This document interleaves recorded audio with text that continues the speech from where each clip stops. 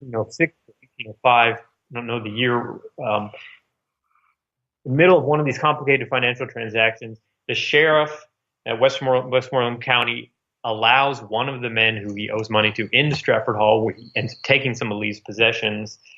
And Lee finds out and retaliates by storming on this man's property, stealing these things back. He steals slaves. He smashes a fence. It's almost like he's revisiting his Revolutionary War era days of foraging, but he ends up goring an ox on his way out. It's just if you read the actual testimony about this, it's insane. He's in a berserk frenzy because he sees that the walls are closing in on him. That sooner or later it's gonna have to be bankruptcy. He's gonna have to go to jail, and that's what ends up happening. He ends up going to debtor's prison for a year and a half, 2 years, and that's he basically does it.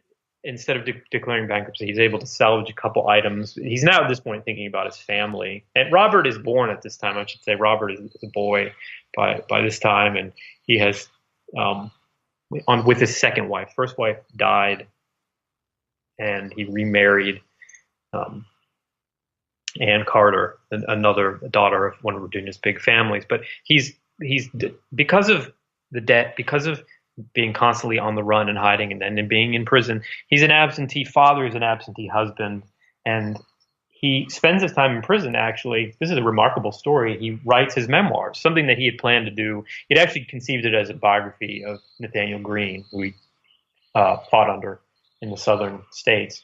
But it becomes a memoir, and the memoir is really about his participation in the southern campaigns, and he's in prison, and he's able to correspond with fellow veterans of the Revolution who supply him with their remembrances of various battles, and he puts it together.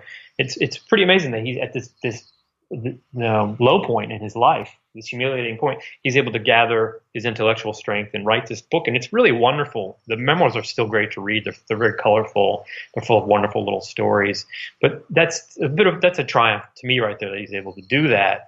But in typical Lee fashion, I think he envisioned it as a way to regain his finances and secure his family's comfort after he got out of prison. And it gets good reviews, but that doesn't happen.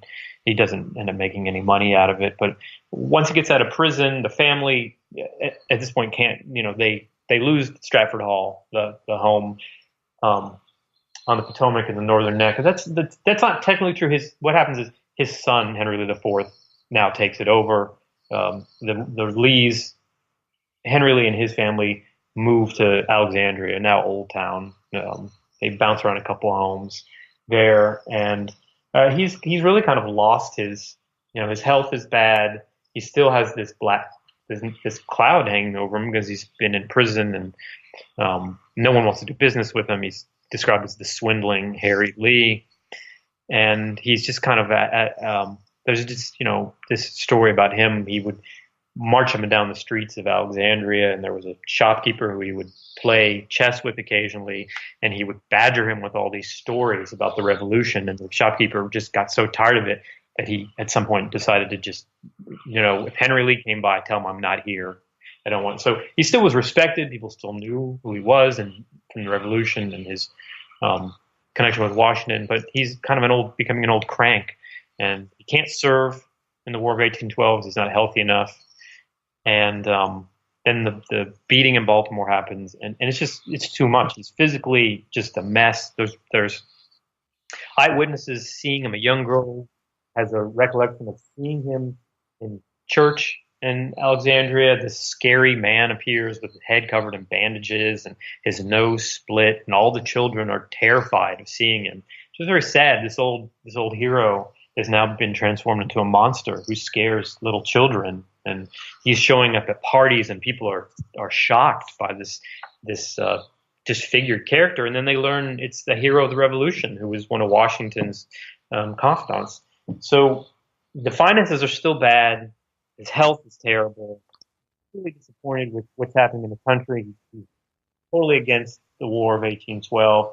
And he conceives of the idea of leaving the country and going to some milder climate, which the belief obviously at the time was that climate such as you would find in the Caribbean would be better, would be help restore one's health. So he, for several years, actually was working on this to try and find some excuse to escape the States and get to some island location. And Madison is president, and James Monroe, another friend, another Virginian, is Secretary of State at the time. And Lee pleads with Monroe to allow him to leave. And remember, there's a blockade on the Chesapeake at the time because we're at war. We're at war here with Britain. So he's going to need someone in the federal government to give him a permit to get out of the States. And remember, Madison is an old friend. They went to college together. They were together at the ratifying convention in Richmond, stayed in correspondence all through the decades. And finally, Madison says, this is an old friend. I have to do this. And he gets Monroe to sign a pass for Lee, allowing him passage away from the States. And he heads to the Caribbean, where he wanders around the islands for the remainder of his life, from 1813 to 1818, just living off his wits, living off of generous strangers who take him in and feed him. And it's very sad. And he's, by the time that he gets back to the States, he is able to find a ride on a boat from a young man from Baltimore who was in Nassau. He's just he's a vagrant, he's a vagabond, he's skin and bones, and he has to swindle an old widow who had taken him in and who was feeding him. You cannot leave Nassau without paying your debts, and he has no money, and he tells her she will pay his debts. He gives her a promissory note to a bank in Savannah. Of course, it's a scheme. He has no money anywhere in Georgia. And so it's very sad. This man who began his life as this promising intellect ends it by swindling an kindly old widow to get back to the United States. And one of the things about the book that I think readers will enjoy and is kind of novel to the material on Lee is that I was able to see the diary that he, during his wanderings in the islands, is a little leather-bound book that he just jotted down impressions of people that he met and places he had been. And it's very interesting because as the pages go by and you read it kind of is a document of a very tormented mind. It becomes difficult to read because it's just scattered observations. In one sense, it's a real testament to a man who had a fascinating intellect and great memory, but it also is clearly evidence of someone who was losing their mind, who was deeply depressed, who knew his life was ending. And this diary, from my view, from reading it, seemed to be his real company during these journeys. And it itself is tragic in a way. And it's also fascinating because he writes in kind of thoughts and observations and things he wants to convey to his sons, including Robert, about, live a virtuous life. Well, something that he didn't do, obviously, or follow the example of the great Washington, the great and good Washington. It always goes back to George Washington. The book, to me, was really one of the most fascinating parts of the research here, because it was on one hand, you could see what a towering figure he was, what a great mind he had, and all these experiences. There's observations about religion, about world affairs, about ancient history, but it also at the same time is clearly someone who is now at the very end of a life that was, lived tragically and ended very unfortunately. But he, to close that, he does get back to the States. He realizes as the ship that he's on is sailing up the Georgia coast that Nathanael Greene's widow and then subsequently his daughter had a house on Cumberland Island. And he knows this. Greene had died many decades prior. And he says, I want to get off here because I want to go die in the home of my old general. It's typical Lee, even to the very end, very theatrical. And he's taken off the boat. He's deposited on Cumberland Island, and he spends his remaining days there surrounded by um, Greene's grandson, who he leans on for walks in the garden periodically, and around Greene's daughter and her husband, and eventually dies there on Cumberland Island.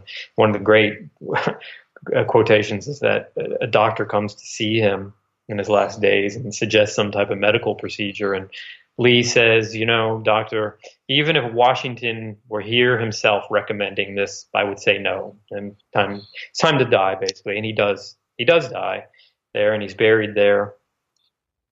And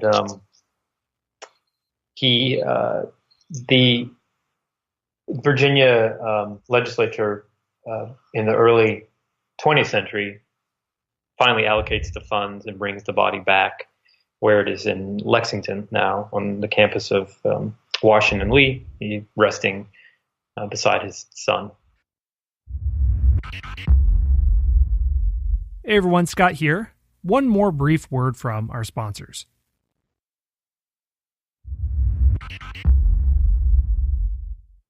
So obviously a very checkered life. One could just take out the negative parts and look at him as a cautionary tale of somebody who had great promise, but then squandered it through bad decisions and was alienated from his family, who squandered his family's fortune. Or you could remove all those parts and just look at the positive things and see the war hero, the one who solidified the early American Republic by making sure Virginia was on board with the ratification of the Constitution. So how do you see Lee? What do you see as his legacy as this erstwhile founding father? Well, I think that his legacy is he's very human. He's one of the most human that I've read about. And I guess a modern history is more interested in humanizing these figures and kind of taking the heroism away from them, which we need heroes. It's okay to be candid about their faults, but of all this group, he's the one that to me is just the equal measure of someone you can admire and also kind of be horrified by. I think his legacy is that he played a significant part in the foundation of the country through his participation in the war, the debates in the early years of the Republic, and his participation in the ratifying convention, and also the involvement in you can make the case that the Whiskey Rebellion was a pretty insignificant little revolt, but he led the army that subdued the first real rebellion against the federal government. Those are all significant. And he also was a nationalist. Now I need to be really careful and I try to do this in the book, to say, had he been alive in the years in the 1850s, would he have sided with the Union? I can't say that, because he was a Virginian and he was a slave owner, and it's typical of all the founding generation, particularly the planter class. They said, "Oh, this is a terrible institution. I'm horrified," but they didn't do anything to end it. Right. They continued to own slaves. For all their incredible mental capabilities and their imaginations, they couldn't figure out a way to end this institution. So I can't say, oh, if Henry Lee had been alive at the time, he would have taken the opposite path as Robert. I can't say that, but I can say in the early years of the Republic, even when he himself was against the policies of the federal government, I'm speaking specifically of Hamilton's financial policies, he always backed away from the idea of revolt or rebellion or disunion. And that, to me, is because he fought in the Civil War, because the Revolution in its way was a civil war, and particularly in the South, where there were hotbeds of loyalists, of American loyalists. And he saw brother killing brother. And I think he had no desire to ever see it again. And he knew the danger inherent in that type of conflict. So repeatedly, when it came time to make a decision, are you going to side with your own interests against the Union, or are you going to support the Union? He supported the Union. He said it grieved him greatly to point a bayonet at the hearts of his countrymen, but it had to be done. So his legacy is one of siding with the Union. And you can contrast that with Robert, of course. And as I said, there's the caveat that we don't know how he would what reaction he would have had to the events that led up to the Civil War. But I think that's a significant legacy, that he always sided. He helped form the Union, and then he sided with it, and he protected it. I think that's pretty significant. And we haven't really gotten into this, but he also, I think, was one of the great orators and wordsmiths of the founding generation. And his eulogy for Washington being the prime example, but he wrote a eulogy for Patrick Henry, which was stunning. Some of his kind of